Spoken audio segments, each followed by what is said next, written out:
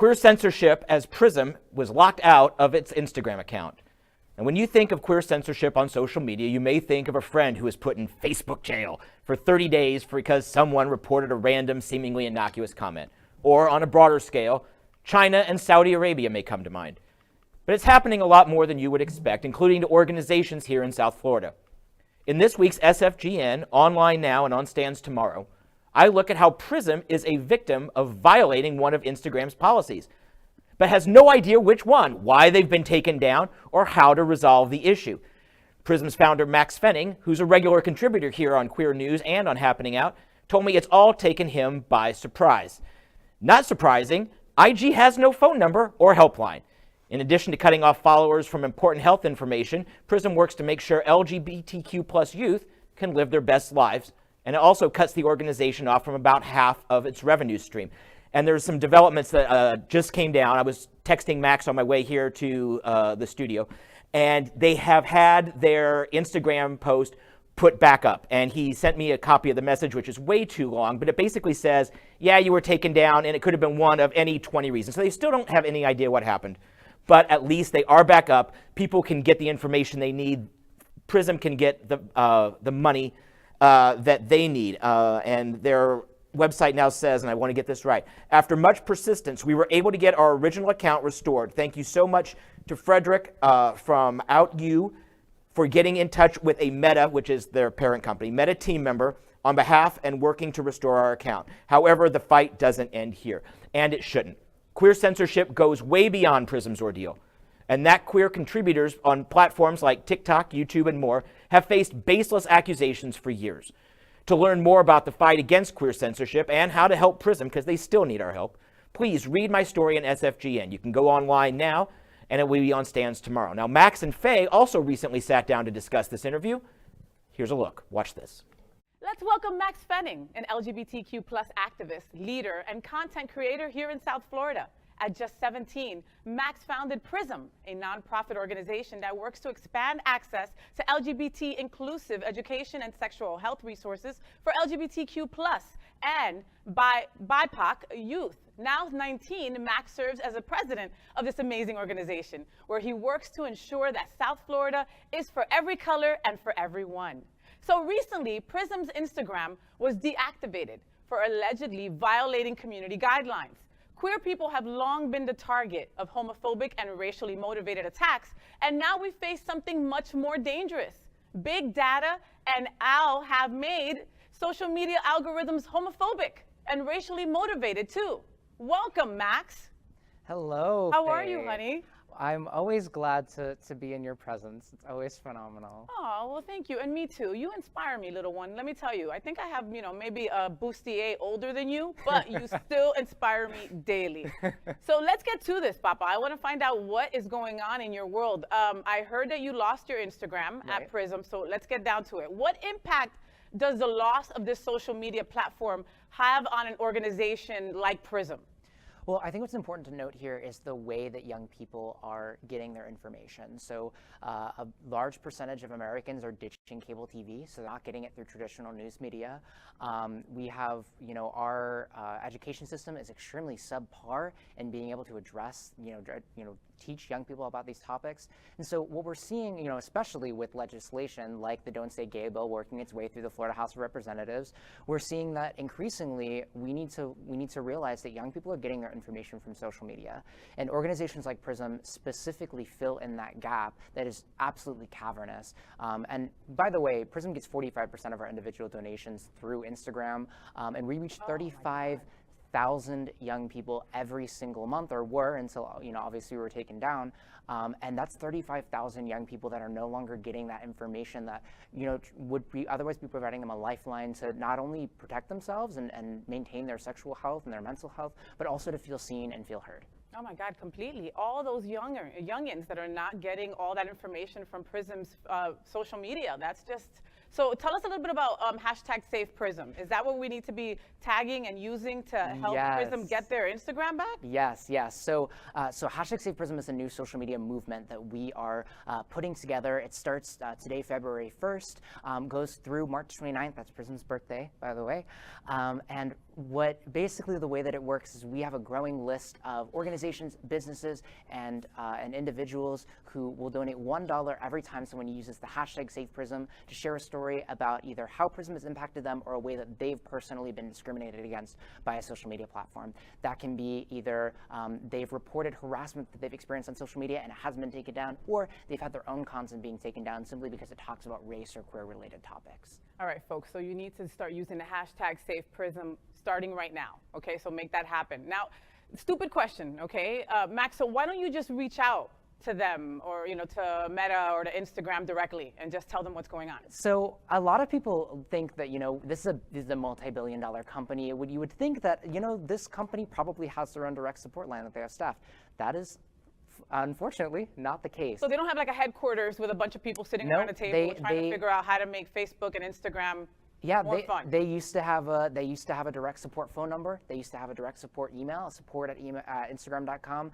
Both of those, you reach out to them and they just tell you to go to their website, which we've exhausted all those automated support options. So. Have you tried just making a brand new account then? We have, actually, and it was taken down within 30 minutes. You're kidding? Mm-hmm. Okay, so I don't understand. So how does that work? That they literally just took down the second account? Exactly. Within 30 minutes, we get a little pop-up. It says you violated our community guidelines once again, and we can't get back into that one either. And then you're basically just left out in the code. And you lose all these followers that you once had. They're all kind of like, hey, what happened to PRISM? And that's it. Yeah, exactly. Why do we need the queer and intersectional representation anyways?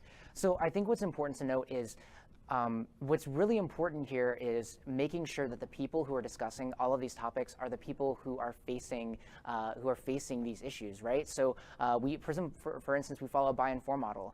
So if we're talking about intersectional representation, if we're talking about we have Black History Month coming up. If we're talking about Black history, we're making sure that it is not just people of color in general, but it is specifically Black Americans that are talking about Black American history, and that's so important to make sure that it's the people that are affected by those issues that are talking about it, that are educating about it, that really know what's going on.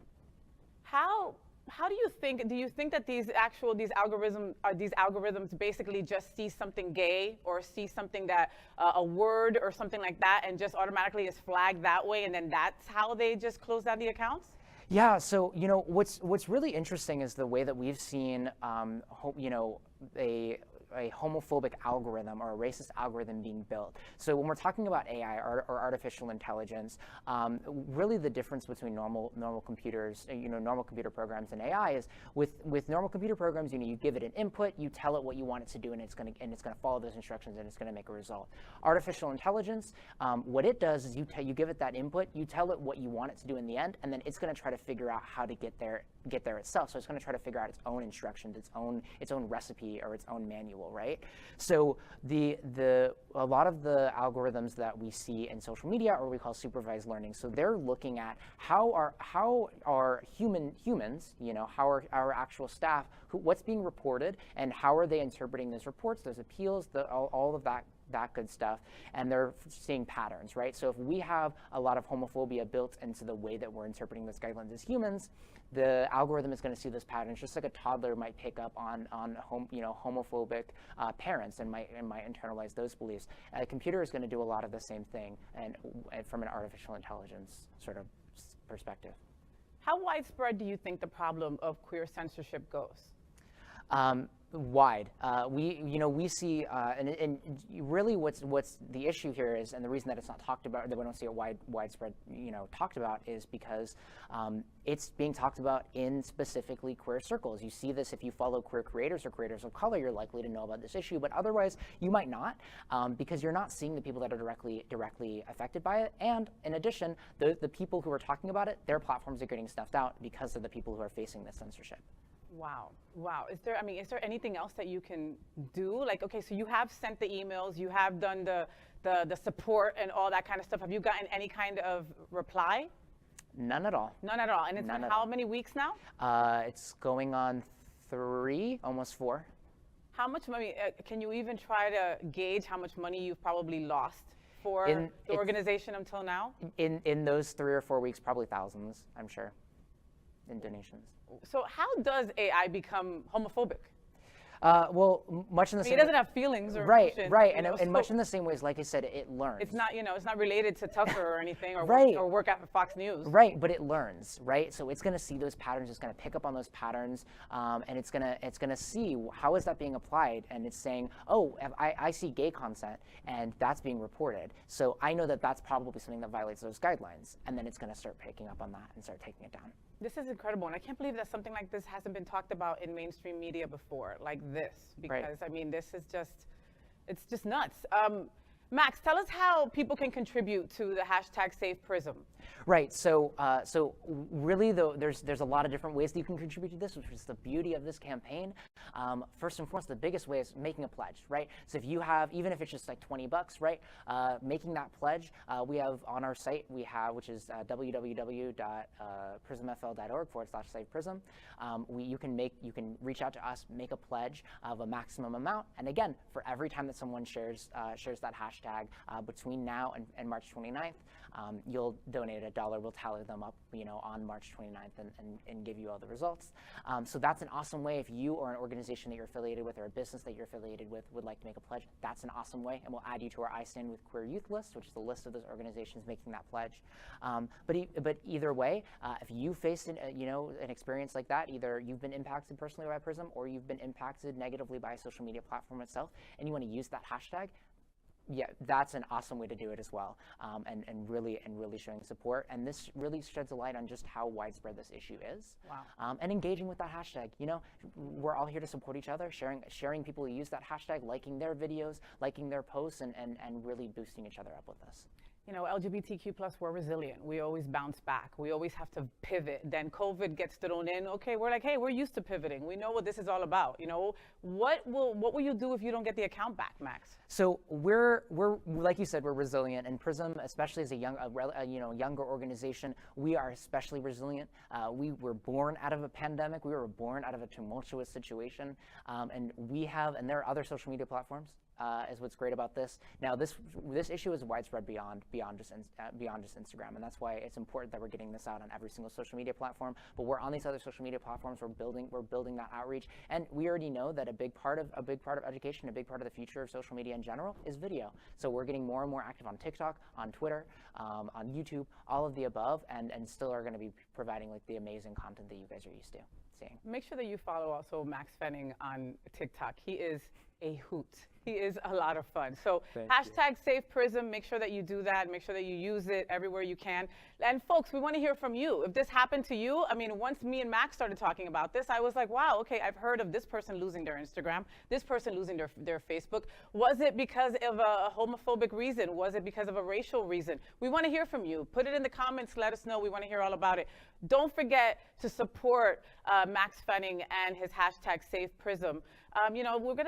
He should get his account back. This really, really does suck. And we'll be following this story along the way. Max, you're a friend of us here at Queer News Tonight of Happening Out Television Network. We adore you, and we'll be on this journey with you, my friend. Absolutely, it was a pleasure. Fingers crossed. I'll cross everything that you'll get it back. Love you, Max. You too. LGBTQ+ news is vital for our community and for the broader world as a whole. We have enough enemies at Fox News. Tucker, Sean, and Lara are loud.